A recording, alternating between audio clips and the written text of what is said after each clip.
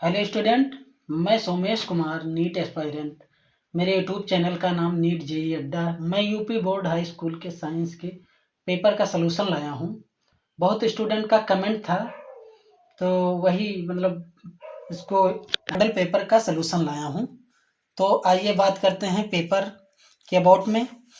तो इसमें कुछ निर्देश देखेंगे, इंस्ट्रक्शन क्या होता है इसका। तो देखिए, इसमें समय होता है 3 घंटा 15 मिनट। तो 15 मिनट होता है पेपर को पढ़ने के लिए, 15 मिनट, 3 घंटे होते हैं सोल्यूशन के लिए। 15 मिनट आप पेपर जरूर से जरूर पढ़ें और पेपर में लिखे हुए क्वेश्चन को अपने दिमाग में एक बार मेमोराइज कीजिए और अच्छे से पढ़िए बिना टेंशन के। ठीक है, तो आइए बात करते हैं पेपर। तो पेपर जो है प्रश्न पत्र 2 खंडों में विभाजित होता है, खंड आ और खंड बा। इसमें क्वेश्चन डिवाइड होते हैं, कुछ ऑप्शनल होता है, खंड आ में ऑप्शनल होता है, जिसको ऑप्शनल बोलते हैं, अति लघु उत्तरीय प्रश्न। खंड बा में बड़े क्वेश्चन होते हैं। तो इसमें उपभाग दो उपभाग। तो आइए पेपर की बात करते हैं। पेपर में ऑप्शनल पेपर पार्ट ये खंड आ। तो खंड आ में फिजिक्स स्टार्ट हुआ है, मतलब भौतिक विज्ञान। तो उसमें क्या है, पहला क्वेश्चन देख लीजिए। प्रकाश के प्रवर्तन के नियम सदैव सत्य होते हैं। ये पहला क्वेश्चन है कि प्रकाश के प्रवर्तन के नियम सदैव सत्य होते हैं। ऑप्शन इसमें केवल दिया है, केवल अवतल दर्पण के लिए, केवल उत्तल दर्पण के लिए, केवल समतल दर्पण के लिए। तो इनमें से सभी है, मतलब अवतल के लिए, उत्तल के लिए, सो समतल दर्पण के लिए। मतलब इसका उत्तर जाएगा आंसर नंबर डी पे। तो इनमें से सभी। ठीक है, अब ये तो इंग्लिश वर्जन है उसका। अब दूसरा क्वेश्चन देखते हैं। दूसरा क्वेश्चन, किसी वस्तु का आवर्धित काल्पनिक प्रतिबिंब बन सकता है। तो इसमें दर्पण दिया हुआ है, 3 दर्पण दिए हैं। उत्तल लेंस, उत्तल दर्पण द्वारा, अवतल दर्पण द्वारा, कि ये और सी दोनों में।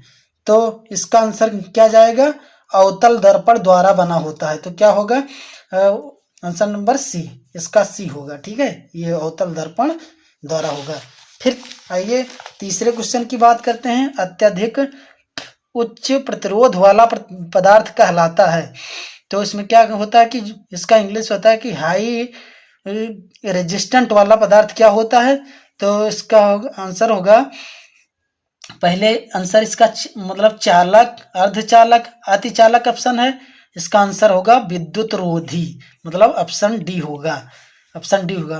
फिर चौथा क्वेश्चन की बात करते हैं। चौथे क्वेश्चन क्या कहता है, चौथा क्वेश्चन, विद्युत शक्ति की इकाई क्या है, मतलब विद्युत शक्ति की इकाई क्या होती है। तो वोल्ट है उसका ऑप्शन, वाट है, जूल है, कि कूलाम है। ये आप लोगों को पता होगा, वाट होता है। वाट होगा। लगभग 90% स्टूडेंट का ये आंसर सही निकला है हमारे इवैल्यूएशन से। ठीक है, अब पांचवें क्वेश्चन की बात करते हैं। किसी विद्युत केतली में प्रवाहित धारा 3 गुनी कर देने पर केतली में उत्पन्न ऊष्मा की मात्रा हो जाएगी। तो एक अब ट्रिक होती है, एक सूत्र होता है, फार्मूला होता है। तो उस फार्मूले के बेस पर हम इसको देखेंगे। तो इसका फार्मूला होता है H बराबर I²RT। तो इसमें क्या दिया है कि प्रवाहित धारा 3 गुनी हो जाती है। धारा मतलब I, करंट I बराबर 3 गुनी। तो मान रखेंगे H बराबर I के जगह पे 3 का स्क्वायर RT। तो H बराबर 9, 3 त्रिका 9, RT मतलब 9 गुना। H बराबर 9 RT मतलब 9 गुना हो जाता है। आंसर नंबर सी होगा। इसमें कहाँ है 9 गुना, आंसर नंबर सी, ये होगा आपका आंसर। ठीक है, अब एक व्यक्ति दूर स्थित वस्तुओं को स्पष्ट रूप से देखने में असमर्थ है, उसके नेत्र में दोष क्या होगा। इसका ऑप्शन दिया हुआ है, दीर्घ दृष्टि दोष, निकट दृष्टि दोष, जरा दृष्टि दोष, इनमें से सभी। तो क्या होगा इसका, जब वस्तु को स्पष्ट रूप से देखने में असमर्थ है, मतलब दूर की वस्तु को स्पष्ट नहीं देख सकता, तो उसमें होगा, क्या होगा, निकट दृष्टि दोष। जब दूर की नहीं देख पाएगा तो निकट दृष्टि दोष हो जाएगा। इसका आंसर निकट दृष्टि दोष होगा। एक अवतल दर्पण किसी वस्तु का वास्तविक उल्टा अत्यधिक छोटा प्रतिबिंब बनाता है, तो वस्तु की स्थिति क्या होगी। अब स्थिति क्या होगी, इसका मतलब फोकस पर होगा कि ध्रुव और फोकस के बीच में कि वक्रता केंद्र पर कि अनंत पर, तो क्या होगा इसका आंसर ध्रुव और फोकस के बीच की। आइए नेक्स्ट पेज में देखते हैं क्या कौन सा क्वेश्चन आएगा। तो अब आ गया सब सेक्शन मतलब उपभाग 2। अब 8वां क्वेश्चन क्या कहता है, कार्बन को वायु में जलाने पर कार्बन डाइऑक्साइड का बनना उदाहरण है। तो बताता है कार्बन को वायु में जलाने पर, मतलब वायु होता है O2, मतलब ये जुड़ता है C+O2 CO2 बनाएगा, तो यह की संयोजन अभिक्रिया होगी, मतलब कॉम्बिनेशन, मतलब जुड़ेगा। तो ये आंसर आपका सही होगा, क्या ना, ये आंसर सही होगा ये। ठीक है, जिंक चूर्ण पर तन सल्फ्यूरिक अम्ल की अभिक्रिया से गैस निकलती है। कौन सी गैस निकलती है जिंक चूर्ण पर? तो हाइड्रोजन गैस निकलेगी, हाइड्रोजन गैस। इसमें O2 नहीं निकलेगी, ना Cl2 ना CO2, हाइड्रोजन गैस निकलेगी। तो आंसर नंबर ये सही होगा इसका। फिर आइए 10वें क्वेश्चन की बात कर लेते हैं। तो 10वां क्वेश्चन क्या कहता है, समान तापक्रम तथा दाब में द्रव के रूप में पाए जाने वाली अधातु होती है। तो क्या होते हैं, ऑप्शन दिए हैं क्लोरीन, ब्रोमीन, फ्लोरीन, आयोडीन। आप लोगों को बहुत पहले से ये पता होगा, क्लास 9th में ये पढ़ाया गया था। तो दाब में द्रव के रूप में पाए जाने वाली अधातु द्रव हमेशा ब्रोमीन होती है, ये अधातु होती है और द्रव लिक्विड फॉर्म में होती है। ठीक है, तो आंसर नंबर बी हमारा जाएगा। अब पूछे हैं प्रोपेन में क्रियात्मक समूह होता है प्रोपेनोन में, तो इसका होगा OH का होगा आल, इसका सफिक्स होगा आल, इसका होगा नोन, इसका होगा ओइक और इसका होगा अल। ठीक है, तो नॉन किस में जाएगा, कीटोन में, मतलब आंसर क्या का प्रोपेनोन माने 3 कार्बन लेते हैं, फिर जोड़ देते हैं CO2, नहीं CO जोड़ देते हैं CO, तो ये हो जाएगा हमारा प्रोपेनोन। ठीक है, पहले से सैचुरेट कर लीजिएगा। अब आइए 12वें क्वेश्चन की बात करते हैं। तो इसमें दिया हुआ है कॉलम ए में दिए गए यौगिकों का सुमेलन कॉलम बी में दिए गए उनके उदाहरण से कीजिए। तो एल्डिहाइड, एल्काइन, कार्बोक्सिलिक अम्ल, हेलो एल्केन, तो इसका क्या नाम है, सुमेलन करना है, मतलब मेल करना है। तो मेल में कैसे आप पहचानेंगे, डिफ्रेंशिएट करेंगे। सबसे पहले इसका लिख लीजिए एल्डिहाइड क्या होता है, तो एल्डिहाइड के CHO ग्रुप। एल्काइन में कार्बन के बीच में ट्रिपल बॉन्ड होता है, कार्बोक्सिलिक एसिड में COOH होगा, हेलो एल्केन में होगा हाइड्रोजन X एल्कीन के साथ में। ठीक है, तो देख लीजिए CHO किस में आता है, इसमें नहीं है, इसमें कार्बोक्सिलिक एसिड है, मतलब COOH, तो इससे मेल हो जाएगा। और ट्रिपल बॉन्ड किस में है, इसमें इससे हो जाएगा। फिर CHO किस में है, ये इसमें CHO, इसमें इससे मेल हो जाएगा और ये इससे मेल हो जाएगा, मतलब क्या होगा, ये का हमारा B होगा। तो किस में देख लीजिए, ये का B, इसमें भी है, इसमें भी है, इसमें नहीं है, ना इसमें है, तो ये दोनों कट जाएगा, मतलब इसमें नहीं हो सकता बिल्कुल। अब 2 बचा हमारा। अब बी देख लीजिए एल्काइन, जिसमें 3 कार्बन के बीच में ट्रिपल बॉन्ड है, तो बी का डी है, हम सुमेल कर दिए हैं वो बी का डी, तो बी का सी है, तो ये नहीं होगा, इसके मतलब ये होगा। आंसर नंबर हमारा डी जाएगा, ये 100% कन्फर्म है, तो ये डी जाएगा। ये सही लगा ले, जिसका सही है अपना नंबर जोड़ लीजिएगा, 1 नंबर उनका मिल जाएगा। कार्बन परमाणु की संयोजकता होती है, तो कार्बन की संयोजकता होती है, कार्बन का होता है हमारा, कार्बन का 6 होता है एटॉमिक नंबर, मतलब कार्बन का अणुभार कितना होता है, संयोजकता निकालने की हम विधि बता दे रहे हैं। अणुभार होगा 6, तो 1s2 2s2 2p2, मतलब इसमें जो है वो ये S और ये P मिला के 4, मतलब इसका कार्बन की वैलेंसी हमारी हो जाएगी 4। आंसर नंबर बी जाएगा आंसर। आइए दूसरे विभाग में देखते हैं, तीसरे विभाग में क्या होता है। तो 14वां क्वेश्चन, वह जैव प्रक्रम जिसके द्वारा हानिकारक पदार्थों का निष्कासन और शरीर से होता है, ये बायोलॉजी मतलब बायो का क्वेश्चन है। वह जैव प्रक्रम जिसके द्वारा हानिकारक पदार्थों का निष्कासन शरीर से होता है, तो ना जनन होगा, ना पाचन होगा, ना परिसंचरण होगा, हमारा उत्सर्जन होगा। ये आंसर नंबर बी जाएगा आंसर।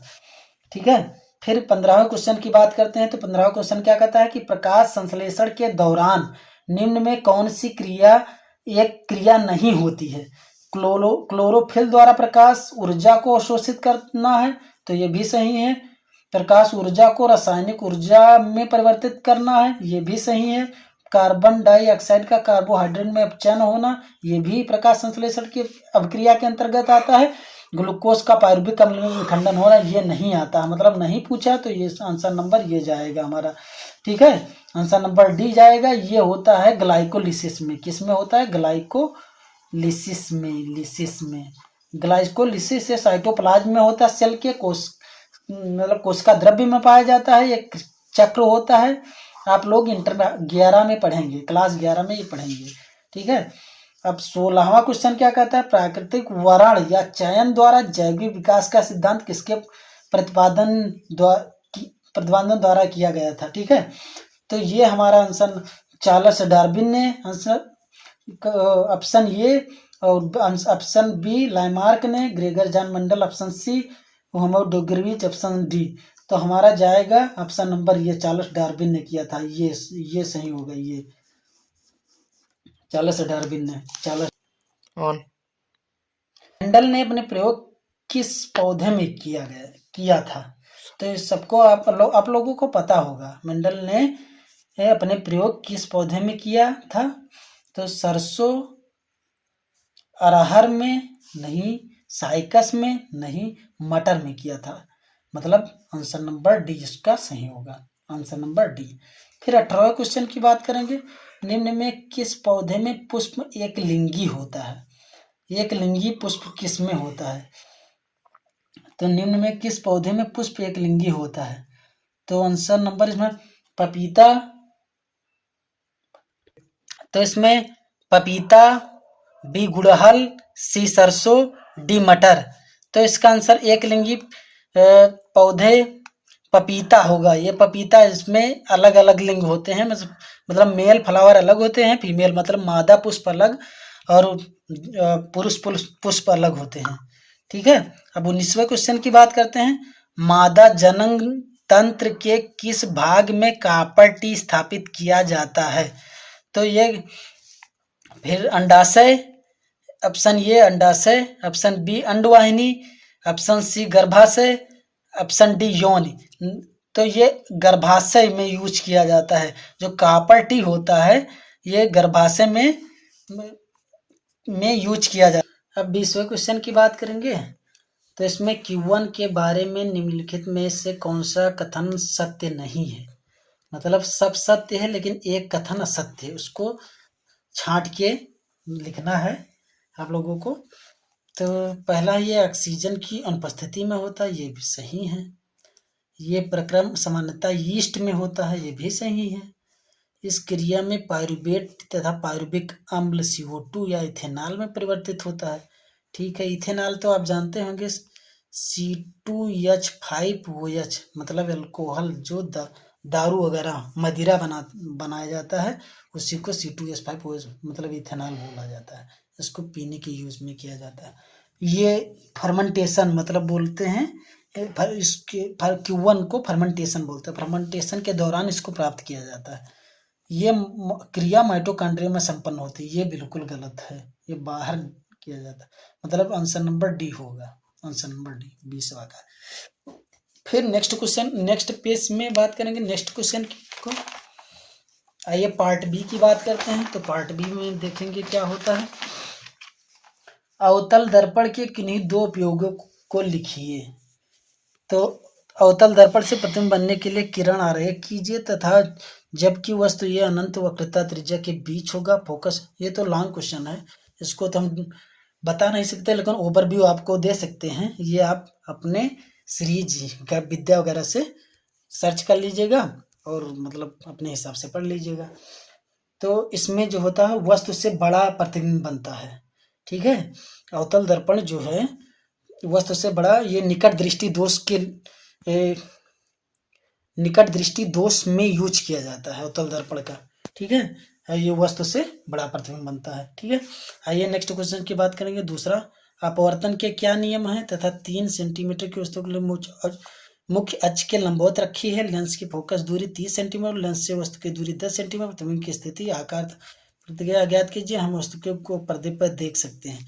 ये आप अपने शरीर से प्राप्त कर लीजिएगा। ओम का नियम, ओम का नियम भी तो प्रतिबिंब को प्रभावित करने वाले किन्हीं दो कारकों का उल्लेख कीजिए। 400 वाट का एक बोल्ट है, विद्युत धारा से जुड़ा होता है या केवल बल्ब 5 मिनट में उपयोग में लाया जाता है बाद में, तथा उसमें उत्पन्न ऊष्मा की मात्रा ज्ञात कीजिए। ये भी आप अपने शरीर से प्राप्त कर लेंगे। लॉन्ग क्वेश्चन कहाँ हो सकता है इतना जल्दी। फिर आइए बात करते हैं, अब आपको इसमें कितने क्वेश्चन करना है, मात्र 3 क्वेश्चन करना है।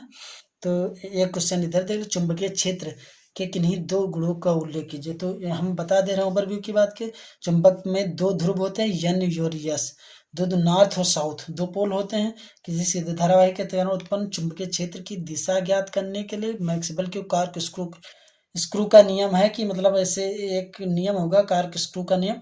तो जिधर मतलब बोल्ट खोला जाता है तो उसे घुमाया जाता है, मतलब राइट या लेफ्ट, ठीक है। उत्पन्न चुंबकीय क्षेत्र रेखाओं को दर्शाती है, किसी प्रदत्त क्षेत्र में एक समान चुंबकीय प्रदर्शित कीजिए। इस फिगर बना के आप शो कर दीजिएगा। अब कुछ केमिस्ट्री का क्वेश्चन, मतलब रसायन विज्ञान का क्वेश्चन आया ऑप्शनल, रसायन विज्ञान का। तो निम्नलिखित समीकरण संतुलित कीजिए। तो CaOH का होल ट्वाइस प्लस CO2, तो इसका संतुलित करना है। तो इसमें देख लीजिए Ca कितना है, तो Ca 1 है, Ca किधर भी है। OH का होल ट्वाइस मतलब ऑक्सीजन 2 हाइड्रोजन 2। तो इधर देख लीजिए ऑक्सीजन 3 है, 1 4, 3 1 4 हाइड्रोजन ऑक्सीजन, ठीक है। तो इधर देख लीजिए 2 ऑक्सीजन इधर और 2 इधर 4, ठीक है। यार ऑक्सीजन की वैलेंसी हो गई। अब हाइड्रोजन देख लेते हैं, तो हाइड्रोजन इधर 2 है, इधर भी हाइड्रोजन 2 है, मतलब ये संतुलित है पहले से ही, ठीक है। अब इसको संतुलित कैसे करेंगे, CH4O2 CO2 H2O बनता है। तो CH4 मतलब कार्बन 1 और हाइड्रोजन 4, और इसमें देख लीजिए कार्बन 1 हाइड्रोजन 4, तो इसमें कार्बन 1 हाइड्रोजन मतलब हाइड्रोजन 2, तो यहाँ पे 2 लगा दीजिए बस। तो हाइड्रोजन यहाँ भी 4 हो गया, तो हाइड्रोजन इधर भी 4 हो गया। ऑक्सीजन कितना है 2, ऑक्सीजन भी इधर 2 हो गया, मतलब बैलेंसी हमारी सैचुरेट होगी। कितना हुआ, ऑक्सीजन 1, ठीक, ऑक्सीजन 1 और 2, ये 2 1 3, ठीक है, नहीं 2 और 2 4, ठीक, इधर 4 है ऑक्सीजन, ऑक्सीजन 4, इधर भी, इधर कितना हो गया 2, इधर कर दीजिए 2 2 4। अब मतलब इसका समीकरण इधर होगा CH4 plus 2O2 plus CO2 gives out plus 2H2O, ये आपका बैलेंस सैचुरेट हो गई। तो मतलब इधर बैलेंस हो गया हमारा जो है समीकरण, यहाँ बैलेंस हो गया, ठीक है। ये दिखा दीजिए इधर। अब क्या कह रहा है, अभिक्रिया FeCuSO4 FeSO4 Cu में अभिकारक तथा उत्पाद के नाम। तो जो है FeSO फेरस सल्फेट, इसको बोलेंगे फेरस सल्फेट, इसको बोलेंगे कापर। बस हमारा आंसर आ गया, फेरस सल्फेट और कापर। उसमें अपघटन अपक्रिया का एक उदाहरण दीजिए तथा उसमें अपघटन अपक्रिया का उदाहरण। तो CaCO3 को हम गर्म कर देते हैं, तो हमारा क्या बनेगा, CO2 बनेगा प्लस CaO बनेगा। यही हो गया एक उदाहरण, CO2 प्राप्त हुआ, CO प्राप्त हो गया, ठीक है। अब यूपीएससी का नाम देख लेते हैं। छठा क्वेश्चन, छठे क्वेश्चन निम्न। अब आइए छठे क्वेश्चन की बात करते हैं। तो इसमें क्या कहता है, निम्नलिखित यौगिकों का आईपीएससी नाम बताइए। आईपीएससी का फुल फॉर्म होता है international union of pure applied chemistry. इसका आई इंटरनेशनल यूनियन, यू से होगा, पी से होगा प्योर, ये से होगा अप्लाइड, सी से होगा केमिस्ट्री। आप लोग लिख लीजिएगा। अब ये देखिए आईपीएससी नाम बताना है, तो इसमें कितने कार्बन है, 1 कार्बन 2 कार्बन 3 कार्बन, 3 कार्बन के लिए प्रोप और बताया था भी आगे कि जो है कार्बन कार्बन के बीच ट्रिपल बॉन्ड जब पाया जाता है तो उसको आयन बोलते हैं। तो क्या बोलेंगे इसको, प्रोपाइन, ठीक है, मतलब प्रोपाइन। ये हो गया। अब इसमें देख लीजिए 1 कार्बन 2 कार्बन 3 कार्बन 4 कार्बन और ये अल लगा है, तो क्या हो जाएगा, 4 कार्बन के लिए ब्यूट होता है, ब्यूटेन, 4 कार्बन के लिए ब्यूटेन और अल लगा दीजिए, ब्यूटेनल। इसका ऑक्सीडेशन होगा ब्यूटेनल। अब निम्नलिखित तत्वों की परमाणु संख्या, तो नाइट्रोजन की 7 होती है, मतलब इसका परमाणु संख्या हो गया, नाइट्रोजन की परमाणु संख्या 7। और संयोजकता कितनी होती है, संयोजकता को जुगाड़ मतलब इलेक्ट्रॉनिक कॉन्फ़िगरेशन, इलेक्ट्रॉनिक विन्यास करेंगे तो 1s2 2s2 और 2p3 होगा। तो मतलब लास्ट में जब इलेक्ट्रॉन जहाँ आउटर मोस्ट सेल में कितने इलेक्ट्रॉन होते हैं वही उसकी संयोजकता होती है, तो 3 इलेक्ट्रॉन होते हैं, मतलब 3 संयोजकता होती है, नाइट्रोजन की 3 संयोजकता होती है। ठीक है। अब मैग्नीशियम का देख लीजिए, तो मैग्नीशियम का मतलब एटॉमिक नंबर 12 होता है और भार 12। अब इसका भी देख लेंगे 1s2 2s2 2p6 3s2, तो 3s2 मतलब 2 इलेक्ट्रॉन लास्ट कोस्ट में है, मतलब आउटर कोस्ट में, तो इसका संयोजकता 2 हो जाएगा, मतलब संयोजकता 2। ठीक है। अब ये हो गया। आइए हम 7वें क्वेश्चन की बात करते हैं, संतृप्त और असंतृप्त हाइड्रोकार्बन। तो कार्बन के बीच में सिंगल बॉन्ड जब पाया जाता है तो ये संतृप्त हाइड्रोकार्बन होता है, संतृप्त हाइड्रोकार्बन। और कार्बन के बीच डबल बॉन्ड या कार्बन के बीच ट्रिपल बॉन्ड पाया जाता है तो असंतृप्त होता है। ठीक है। अब संक्षारण क्या है, तो संक्षारण जो होता है, संक्षारण में हम वह क्रिया जिसमें धातुएं वायुमंडल में जैसे गैस होती है CO2 H2O O2 आदि के उपस्थित में उससे क्रिया कर लेती है और धातुओं के सतह पर एक यौगिक बना लेती है, जैसे संक्षारण कहते हैं। ठीक है, ये संक्षारण हो गया। मतलब संक्षारण वह क्रिया होती है जो वायुमंडल में CO2 H2O O2 के उपस्थिति में उससे रिएक्शन करके धातु के सतह पर एक यौगिक बना लेती है, उसे संक्षारण कहते हैं। अब अवक्षेपण क्या है, किसी द्रव विलयन में ठोस पदार्थ बन जाए, जैसे मान लीजिए ये लिक्विड है, इसके अंदर कोई ठोस पदार्थ यहाँ बन गया तो वही होता है अवक्षेपण। अवक्षेपण। ठीक है, अवक्षेपण यही होता है अवक्षेपण। ठीक है। प्लास्टर ऑफ पेरिस क्या होता है, इसके 2 उपयोग लिखिए। तो प्लास्टर ऑफ पेरिस जो होता है, ये प्लास्टर ऑफ पेरिस का फार्मूला होता है CaSO4 × ½ H2O। ये प्लास्टर ऑफ पेरिस होगा। इसका यूज होता है कि जब डॉक्टर प्लास्टर बांधते हैं तो वही प्लास्टर ऑफ पेरिस होता है, मतलब प्लास्टर बांधने के काम में होता है, मूर्तियाँ और खिलौना बनाने के काम में लाया जाता है और चाक बनाने में भी इसका यूज किया जाता है। तो प्लास्टर ऑफ पेरिस के गुण तथा उपयोग हो गया। ठीक है। तो और क्या देखें, मतलब क्षार और अम्ल से क्या समझते हैं, तो अम्ल ऐसे यौगिक होते हैं, अम्ल का स्वाद पहले खट्टा होता है, लिख लीजिए। अम्ल ऐसे जिसके जलीय विलयन में H+ होता है और क्षार के जलीय विलयन में OH- होता है।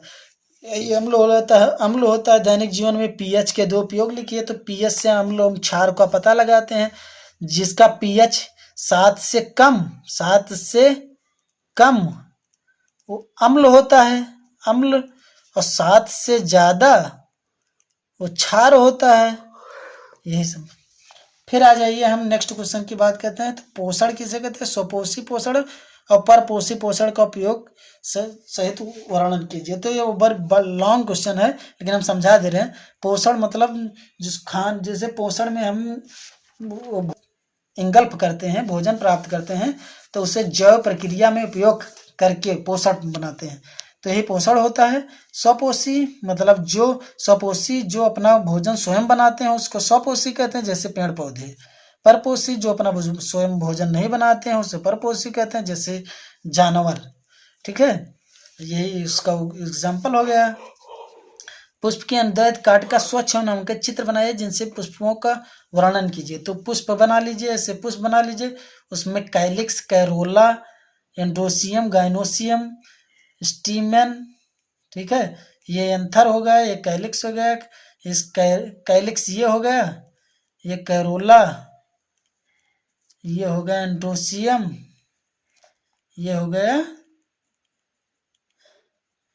प्यूडिकल। ऐसे बना लीजिएगा। नेक्स्ट क्वेश्चन की बात करते हैं।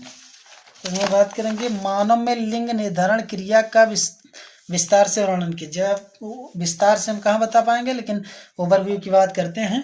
तो मानव में लिंग निर्धारण 22 प्लस यक्स जब होगा, 22 प्लस यक्स होगा तो समझ लीजिए कि वो फीमेल होगा, यक्स यक्स, ठीक है। और 22 प्लस यक्स वाई होगा तो समझ लीजिए भाई इसका दूना होगा, दूना, तो समझ लीजिए कि मेल होगा। ये मेल, ये फीमेल के लिए, मतलब 44, ये 44 प्लस यक्स वाई, ये तो पुरुष, 44 प्लस यक्स यक्स तो महिला। लिंग निर्धारण इसी को कहते हैं, ये याद कर लिए। 44 प्लस एक्स वाई तो पुरुष, 44 plus X Y X X तो महिला, ये हो गया। अब आइए बात करते हैं प्राकृतिक संसाधनों के स्वपोषित प्रबंधन से आप क्या समझते हैं, इनके संरक्षण और प्रबंधन को। तो प्राकृतिक साधन जैसे कोयला, पेट्रोल, पहाड़, ये सब प्राकृतिक संसाधन, इनके संरक्षण के लिए तथा उनके प्रबंधन के विभिन्न उपयोग का विवरण कीजिए। तो उनसे हम मतलब टेक्नोलॉजी में यूज करते हैं, जैसे कोयला को मतलब जलाने की यूज में लाया जाता है, पेट्रोल को संशोधित करके मतलब व्हीकल मोटर वाहनों में यूज किया जाता है।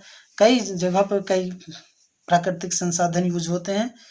कोयला से पहले भाप का इंजन बनाया गया था जिससे रेल चलती थी। मानव के नर जनन तथा, नेक्स्ट क्वेश्चन, मानव के नर जनन तथा तंत्र का संक्षिप्त वर्णन कीजिए। तो नर मतलब मानव के नर जैसे एपिडर्मिस, सेमिनिवेस्किल्स और सेमिनल फ्यूल्किल और एपिडिडर्मिस, मतलब कई सारे पार्ट हैं, टेस्टिस आदि मतलब हैं। तो वही हम describe human male reproductive system with diagram बना लीजिएगा और नामकृत कर। यदि आपको हमारी वीडियो अच्छी लगी हो तो हमारे YouTube चैनल को सब्सक्राइब कर लीजिएगा, और जो डाउट होगा वो नेक्स्ट वीडियो में, मतलब इस वीडियो में कमेंट कर दीजिएगा, हम नेक्स्ट वीडियो में उसका सॉल्यूशन लेकर आएंगे आपके साथ। जय हिंद, जय भारत।